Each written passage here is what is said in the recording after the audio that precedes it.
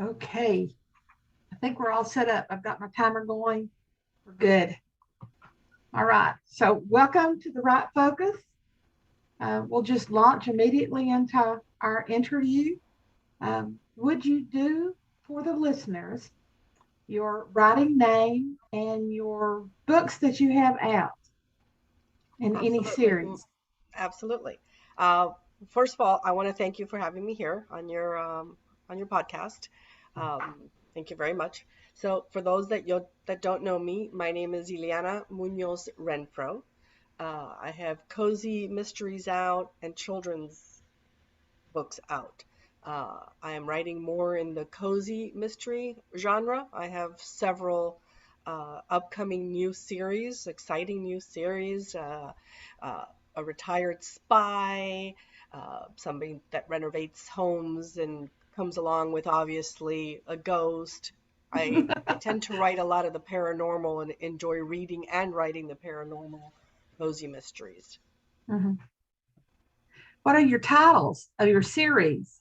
Um, the most, I, I guess, well known is Rosa the Cuban Psychic Paranormal Mysteries, and that the main character is Rosa. She's in her 30s. She can read minds. She's a psychic, and she's a fashion designer. And she comes along with this quirky spirit guide, Raul, who is very flamboyant and he's funny and always in the middle of everything and nosy and that kind of thing. And with that comes her abuela, her grandmother, abuela Yes. Nana, that everybody knows. She owns La Misteriosa Cafe, which is literally translated into the Mystery Cafe on a fictional island, Colton Island. And she's starting her new series, a tarot and vintage caravan mysteries, where she heads off with her Miami Cuban friends on a 1 year tour uh, throughout all the different campgrounds up and down the Northeast. Hmm. And of course, you can imagine that comes along with an actual ghost, because Abuela Nana is known for reading tarot cards. Ah. And she can also read minds, but she tends to not try to do that. Her thing is all about the tarot. And do you have tell me again the title of the first book The of first that? book is A Fashionable Fate. Okay.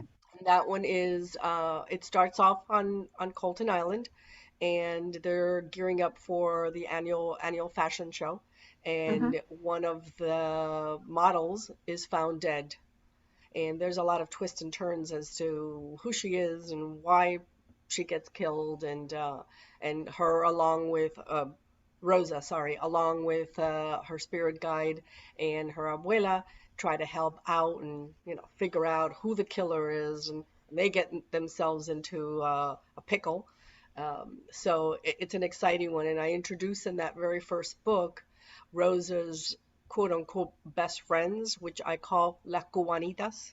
And Hmm. again, that's another series that I'm working on. And that one, the very first book is going to show them all going away on a cruise to Italy to do a cooking class is, the Hmm. specialty, and obviously they find a body. So their travels will always be together to Hmm. hopefully exotic places, or at least out of the way hidden gems. Hmm.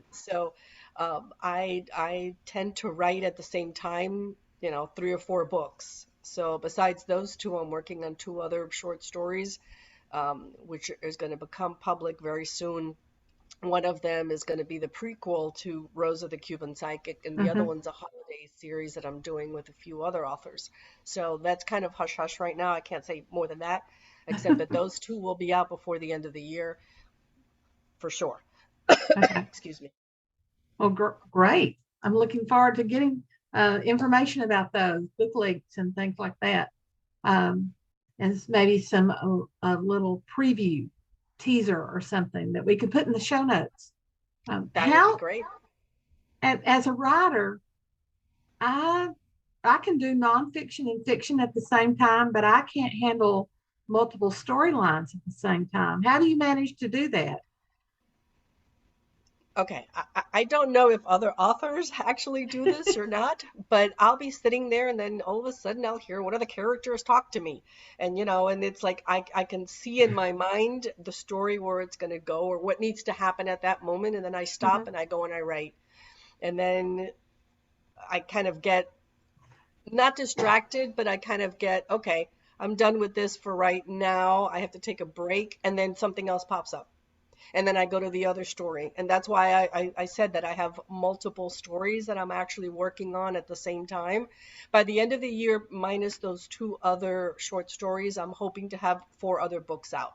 And they're all for the new series that I'm Right. working on. But that's basically what I do. I'll start writing and then I'll jump into the other story because something pops up in my head or I Mhm. hear a character talking to me and and I have to write it down or I go crazy. So That sounds to me like you are a pantster absolutely. as opposed to a plotter. I tried to be a Absolutely. plotter. I cannot be a plotter. I tried so hard I because I always thought start, I always do, I do start with an outline, but most of the time I just throw it out the window. I okay. have found that I have to have some kind of an outline. So I guess I'm really in the middle. I'm not one or the other. I have to write down the idea of what I think is going to happen. Mhm. Sometimes I'll even write the ending first, and then I kind of work myself back to the beginning, which is one of the books that I'm writing. That's how I was able to do it. I use Plotter a lot, which is one of the softwares out there available. That really does help me because I can put the cast of characters and locations, anything that I need to put, and it's easy to get back into, back and forth if I've already used a scene or a location in one place, or if I'm writing and I start off on a Tuesday, I want to make sure that the next day is a Wednesday and I don't jump into a Sunday and then back into a Tuesday. So Plotter does really help. That's almost like my Bible in writing. And then I also use for my actual writing, I like to use Scrivener. Ah, so I would say you're also a puzzler because it seems Yes, like you're dipping in and out of the story and putting all the pieces together. correct. And I really do love puzzles, so that's a perfect example. Yes. Mhm. Okay, well, good. How did you start your publishing journey? How did you get started? You knew you wanted to write. So what did you start with? I've always written. I've always had the little stories. I just never did anything with them. And Mhm. I don't know if I should say fortunately or unfortunately for me, COVID was what Ah. had me start. I was on Mhm. lockdown. I was visiting my daughter, and I was on lockdown for 4 months. I stayed with her for all that time, and I realized that that was either the time to do it then or not at all. Mhm. And that's how I started that, and I started the actual Facebook group, Cozy Mystery Village, because I Mhm. was looking for a place. I started doing a little bit of research. I've always liked Agatha Christie books, Nancy Drew books, cozy books. Yes. And excuse me, I started to do my research, and I really couldn't find on Facebook one place that had everything. Had the publishers and the authors and the writers and the podcasters and so forth and so on. So that's how that all came to be. I kind of started the group at the same time that I started um, tweaking the book one of Rosa the Cuban psychic. So I was sitting at a cafe and I just had notebooks and I started writing and writing and writing and then I transcribed it into the computer, which was much easier, or a laptop. So But did that's how I started. you started handwriting, which is how I Yes, started. I used to write out the entire manuscript by hand, and yes, then I would transfer it all to computer. And it was driving me crazy because it was yes. taking the extra time. It's not even the time. After a while, your hand hurts. Yes, yes. Yes, And I get calluses yes, where I hope exactly. I grip the pen too hard. Uh, yes, I know that. Was it difficult for you? It's been difficult for me to transition to writing from the computer immediately. I might sketch out some ideas for my story arc, but I've been trying this year to do novels totally on the computer, and that has been very difficult. I actually found it a lot easier than I thought I would because I use Scrivener. And the reason I like Um, it is that I have my computer, I have a laptop, and I have an iPad, mhm, obviously. So what I like about Scrivener is that you can get the app for your iPad. mhm, And for me, it really is easy to type. I've always been, it's very easy to type. What I like about it is that it syncs. So I'll be in front of the computer typing away, and then I go and mhm, I hit sync, and then I go, I don't know, I go watch TV or something, and something comes up, and I get my iPad, and I continue to write in it.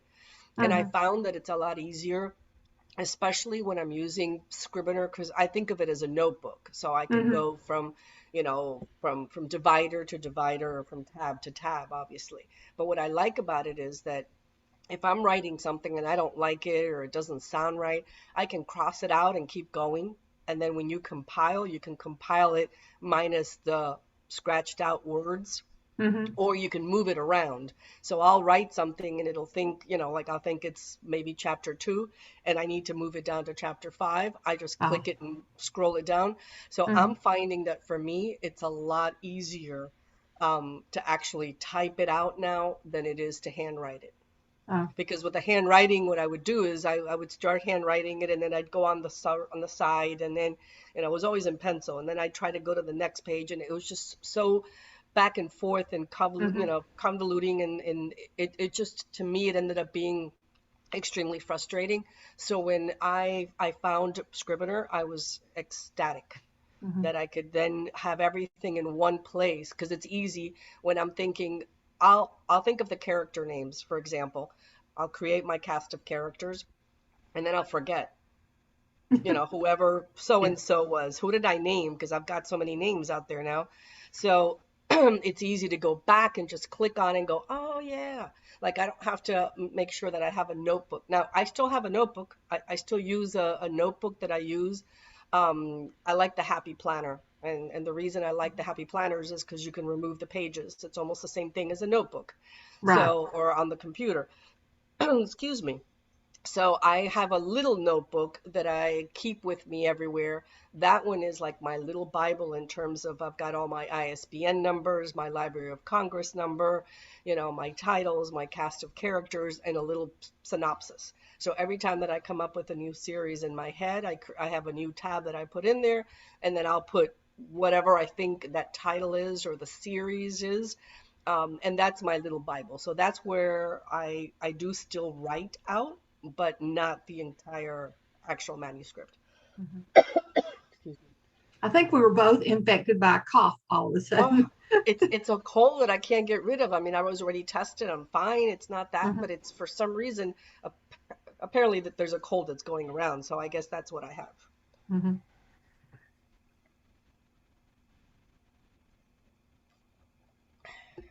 So, as a pantstering puzzler or puzzler pantster, when you start writing a book, do you start with like pivotal scenes, or do you start at the beginning and then jump, or how do you put that together? It really depends. I can tell you, for example, one of the series that I started brand new. It's all based on. I just came back from Ohio. I was there for a month Mhm, and a half. And apparently in Ohio, there's a lot of abandoned homes mhm, and a lot of paranormal activities. So I went all over Columbus, north of Columbus, a little south. I found a town that's an abandoned town. So I took a lot of pictures, found some very interesting images that popped up on mhm. the windows of these abandoned houses. Oh, I got cold To kind, chills. yeah, to kind of show that there's definitely something there. So Mhm, I started writing already. The mhm, story in that series is Lolita. Since I'm actually Cuban, I'm tending to use a lot of my characters have Spanish names. So Lolita is she's a fixer. She goes into these houses, renovates them, and flips them. mhm, But a lot of the images is going to be based on what I have. So I found the house, basically, let's say, and then I came up with the idea. Mhm. And then the first one was her going in. I was able to go into several of these homes. I kind of snuck in into some of these homes, and I was able to take pictures inside and out. There's an area in Ohio, it's called Whitehall, and 30, I think it's 32 homes were completely abandoned. People just walked away. Oh, So that's I have wow. a picture of inside. There's a little a red toy engine. I was able to take Hmm. a picture. They just left it. There's no reason, a rhyme.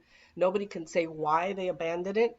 It's just been closed up, and they're about to level that area.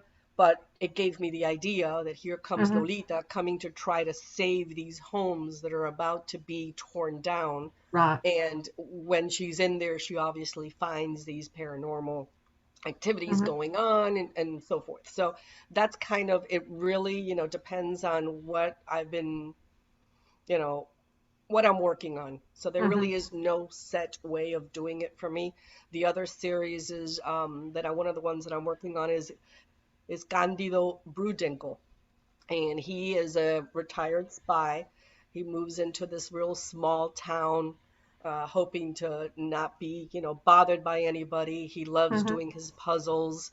He's an expert in cypher uh, solving, techniques. Hmm. And he finds that this person, one of the things that he's got with the local bookstore owner, Norman, is Norman will call him and say, "Your book is here." And it's kind of like a little game that they have. When he shows up, he's supposed to have a bookmark that has a cipher, and he has to solve it before he can bring it back to Norman and get the book again. And what Hmm. happens is this time he gets the call, he shows up, Norman is missing, and there's a dead body in the bookstore with the book that he's supposed to be actually picking up, but the bookmark is missing. Oh, I've got to read that one. And then he finds out that there is in that whole story, one of the side stories is that there's somebody there on a witness protection program, Hmm. and it all kinds of ties up at the end. So that one I just came up with because I like puzzles, and I was playing around with a cipher one day, and I went, oh, how great it would be if he's an expert and blah blah blah, and that's how that came about. That sounds like a very, very intriguing story and something you don't often hear. Um, so Scrivener makes you able to launch into a novel with whatever scene that's in your head at the moment, and you just move it around. Correct. So you've got all these scenes, and you've put together your story. How do you know when you reach the end? Do That's you that's a have a good clear? question. That's a good question. On I want to say the majority of the ones that I'm working on, I already have the idea of the ending. It's Uh, just coming up with the actual storyline, making sure mhm. that it flows and it makes sense from point A to point B Right. kind of thing. So the majority is I already know who the killer is. I already know who the victim or victims are. Hmm. It's just putting it all together. So that Well, part is easy. when I'm writing my mysteries, I have no trouble with the revelation of the murderer scene or the Right. completion of it's the scenes that come after. I have difficulty, number one, coming up with a resolving scene for my character, um, that doesn't completely close out so that people will think about the next series coming up. And I also have trouble making sure I've gotten to the stopping point for those scenes. Do you have that difficulty? Sometimes, but there's one, for example, for the Rosa the Cuban psychic. Book two is already out, and that's Mm-hmm. a Parisian bait. But book three is it's called a mysterious date. And the way that I'm ending book two, it kind of leads into something's going on because Rosa's back on the island. And the way I'm going to be starting that one is she gets a call from one of her best friends from the group of La Cubanitas. Her name is Ellie. She's a real estate guru, and Mm-hmm. she basically calls her up on the phone, all excited. I've met the man of my life. You have to Mm. meet him. I'm bringing him to the island, and when he comes to the island, he's found dead. I'm Ah. kind of telling you already what happens to him. So that's where the a mysterious date comes in, because Mhm. then we start finding a lot of stuff about him that nobody ever knew, and Mhm. there's twists and turns in there. So I know that in the cozy genre, the readers don't like to be left hanging. So you got to be a little careful how you end Mhm. the series, that it's not completely, like you're saying, shut off completely, but where you leave them with a possibility. Mhm. One thing that I want to try to do now for the next book is I want to kind of put a little teaser of the following book, that I haven't done that. I may go back and edit book 1 and 2 and kind of add those at the Mhm. very end. But that's something that I've been playing around with, because the problem is I don't really have a set story yet necessarily when and I don't want to put something in and then it's not that and people expect it. Yeah. Like Yeah. I've heard from my readers and like, I want to read more about Raul. Where's Raul? So I'm working on a prequel that basically it's his story, Mhm. to find out what really happened to him, kind of thing. But that I think would be an obstacle, I guess, that I'm still working on, trying to figure out how to end it where it flows into a possible book 3 or 4 or 5 or whatever, without it Mhm. actually leaving you hanging, so that it's a standalone, because that's what Right. the readers in this genre like. No one likes cliffhangers. I don't mind them at the end of chapters, Right. but if I'm getting to the end of the book and then I realize I need another whole book and I may have to wait a while before I get to Yeah, that book, exactly. that is so irritating to me as a reader. And Yes. I will often just simply abandon that book and, and spit in my head the way I would want it to end, which I guess is a fatal flaw of a writer. You get a book you don't like, so you're constantly tinkering with it and Right. worrying with it. Do you have, once you finish a draft, do you have beta readers that you send it to? What Yes. do you do for revision process? Yes, I send it to the beta readers first, even though I know it's terrible, and it's helped a lot. I have a few of them that are really really good in Mhm. going beyond what they're supposed to be doing, and telling me a lot of the grammatical errors. My issue is the commas. I don't know where the commas go. I can tell you the story, I can weave a great story, but when it comes to the writing, it's not that great. And I think a lot in Spanish anyway, so I'm always, messing it up.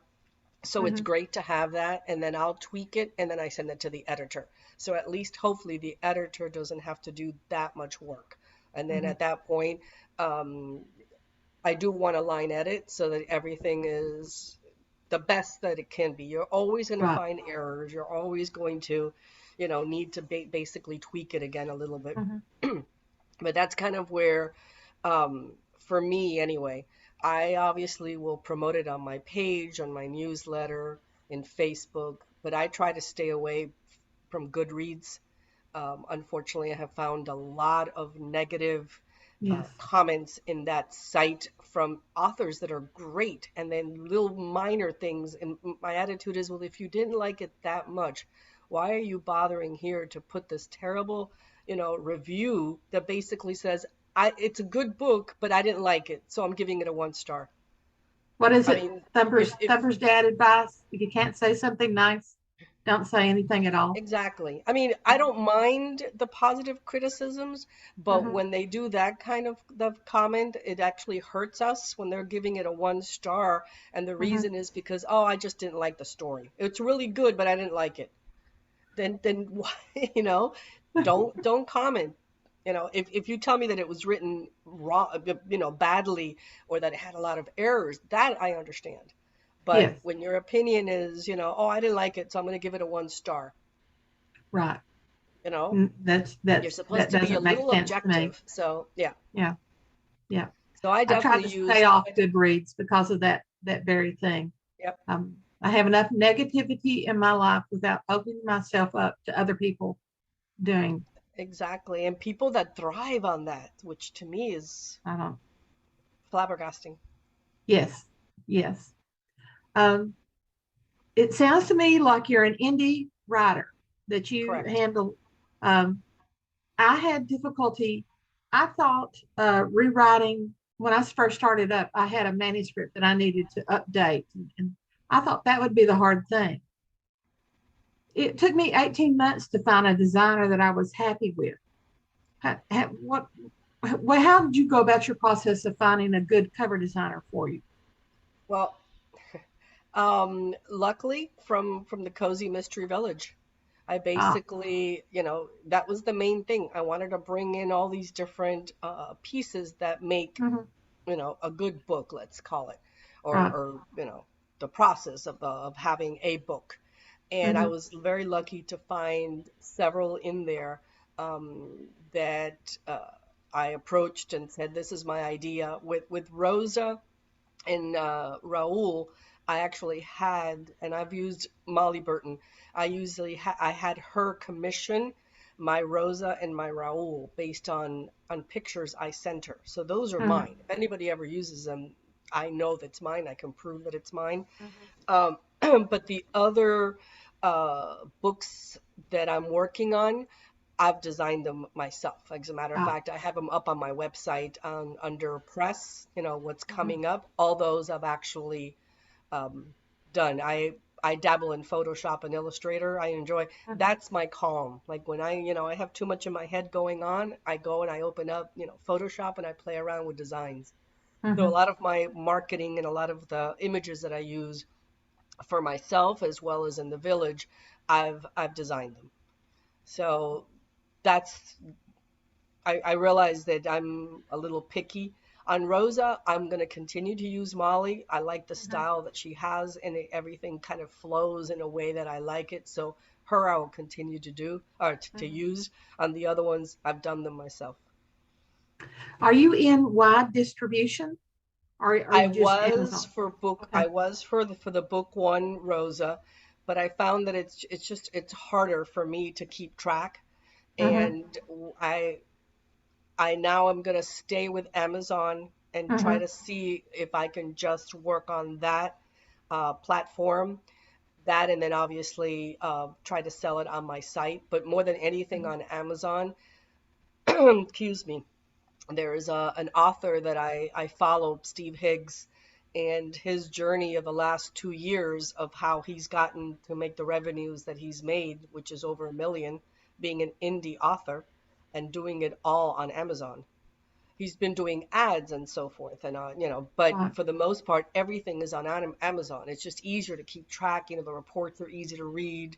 Mhm, So that's what I've decided, that I'm gonna do the KU, and I'm gonna stay on Amazon for now. But I decided to do indie myself because after doing research, the way the industry is now, it's not like what it used to be before, that they do all the marketing for you. right. You have to do your own marketing. Yes, they'll get you into the bookstores, they'll get you into the libraries very easily. They'll organize tours for you and so forth. But that's about it. Like you actually have to go and market that book. So I figured at that point, and they do have the book cover for you and the editor. Mhm, So those are the pluses. Excuse me. But I realized that I'd rather have more control. Something that traditional publishers do is that if they decide they only want you to write 3 books in that series, that's it. You can't write anymore yes. until a certain time where then, it reverts back to you and then you can add to it. So again, I wanted more control over my books. I already had too many ideas in my head. And Mhm, since I'm picky about the cover and I didn't want them changing, my titles, I wanted to be able to pick my own titles. I decided to mhm, go indie. right. I've started indie and have stayed that way because I didn't like the gatekeeper aspect. Um, when I first started writing, I collected tons of rejection letters, and they would say things like, "We love your story, we love your writing, but there's not enough sex, Right. or there's too much sex, or there's not enough fantastical elements, or something of that sort." Um, Exactly. and so I could not control and tell the story that I wanted to tell in that respect. Um, when you're writing, what do Hmm. you use as a method? I know you're using Scrivener, but the simple aspect of how many hours, or do you work for word counts, or how do you decide what you're going to do on a daily basis of writing? I And do you try to write do, daily? yeah, I try to do at least 1,000 words per book a day. So in total, maybe 4,000. But it really kind of depends. If I'll start writing on a book, Hmm. excuse me, and I'm really into it, I just keep writing and writing and writing and writing, and I've done before, 4,000 in that one book, and then I don't do anything else. Hmm. Um, because of the way my mind works, it's constantly going. I Right. I tend to need more breaks, I think, than normal, because then I get a little burned out. Hmm. And if it doesn't flow or it doesn't come to me, then I have to put it aside. That's why it's taking so long. And I was sick anyway. I had issues with my pancreas last year, so it kind of Oh. put me behind on my writing. So everything's Hmm. taken a little bit of a longer, Hmm. journey than I wanted to. So now it's like where I'm back to writing full time. And like I said, I've got all these things in my head and all these characters yelling at me at the same time. I want my story told. So before we started our Zoom, I was taking a break and I was working on all the book covers. Hmm. And I was Right. happy with what I have. I'm finalized it, and I just uploaded them to my site. But it had Hmm. taken me a while to actually work on the covers. So, that's kind of how I do it. I don't, as much as I want to be on a schedule and I try to, it doesn't always happen that way.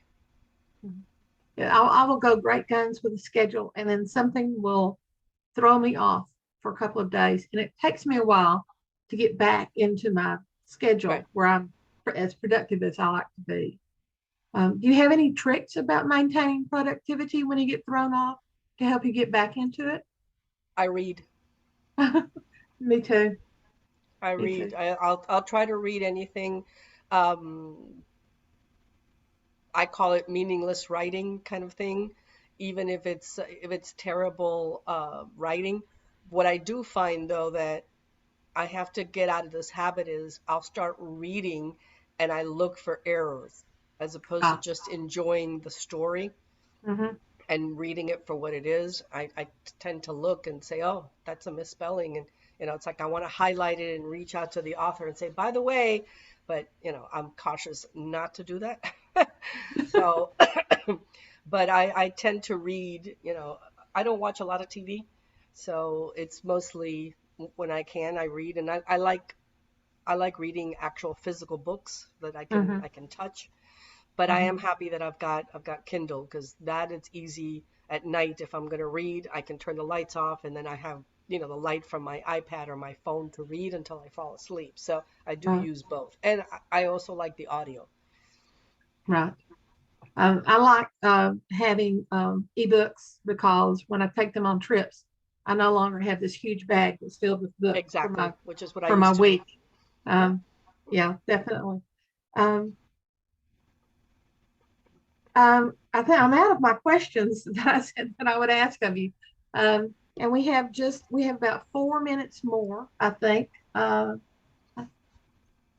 6 minutes according to that screen, but I don't like to go to the wire. Went to the wire the other day with someone, and it cut off right at the end of, surreptitiously right at the end of a sentence that she was where Oh, she was wow. talking. So I don't like to go to the last second on things. Um, is there anything that you want to talk about as a writer that would be advice to a newbie, or advice about the writing craft or anything?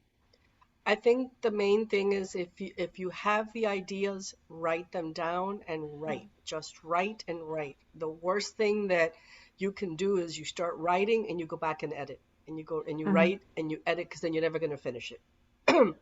Unless it's terrible. Just write. Write, it'll come to you. It'll be easier to then go back and add or subtract or, fix any issues or the flow of the story. And if anybody tells you that you can't write, ignore it. Mm-hmm. Just write. I think I have everybody people has who. the capability to come up with Uh, stories that are mhm. interesting. Like, for example, I'm writing now about the caravan with Abuela Nana.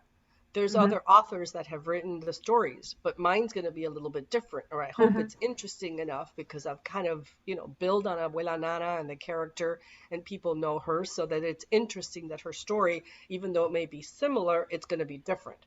Mhm. So I think if you've got the ideas and you want to be a writer, whether it's a technical writer, fiction, nonfiction, it doesn't matter, just write. Well, That would be my advice.